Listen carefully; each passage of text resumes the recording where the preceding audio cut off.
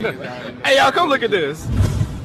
বাংলাদেশে যখন ছিলাম তখন আমার কাছে মনে হতো, আরে আমি কি করতেছি? আমার এত টাকা খরচ করে পড়াশোনা করলাম, বাবা মা আমাকে এত টাকা খরচ করে পড়াশোনা করালো, এত বড় করলো, এত আদর যত্ন দিয়ে, কিন্তু আমি কি করতেছি? একটা জব করতেছি, 18-20 হাজার টাকা স্যালারি, এতে তো আমার নিজেরই খরচ হচ্ছে না। এটা তো কোনো মানে হয় না। অবশ্যই আমি বড় হয়েছি, এখন আমার ফ্যামিলিকে সাপোর্ট দিতে হবে। কি করতেছি আমি এসব? আমি ভালো কোথাও যাচ্ছি না, ভালো কিছু করতেছি না। আমাকে দিয়ে কি এগুলো কিছু হবে না? ভালো কিছু হবে না? বাসা থেকে ডিউটি, ডিউটি থেকে আবার বাসা, বন্ধুদের সাথে আড্ডা, ঘোরাফেরা, এভাবে দিন কাটতেছিল।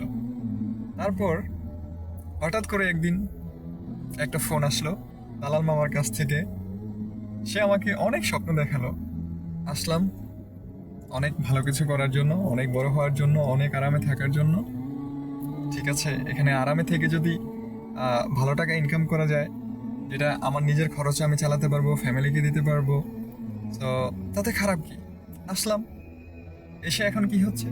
প্রথমেই দেখলাম যে আমার যেই কাজ, আমার কাজের বাইরে আমাকে আরো অনেক 8-10টা কাজ করতে হচ্ছে।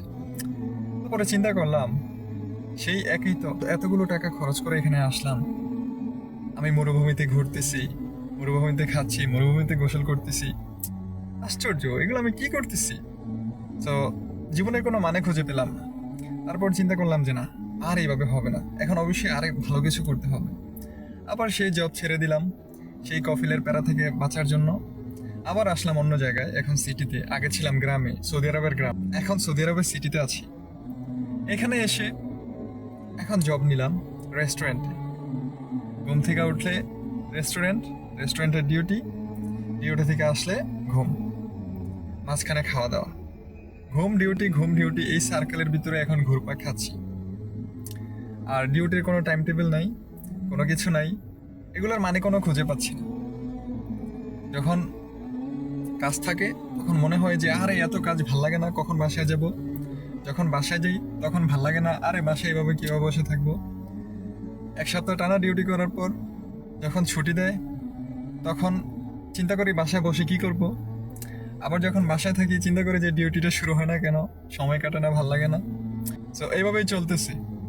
মানে কখন যে কোথায় গিয়ে যে আমি ভালো কিছু করব, আর সফলতা কখন অর্জন করব, কিসের ভিতরে সফলতা আছে, সেই জিনিসটা আসলে আমি বুঝে উঠতে পারতেছি না।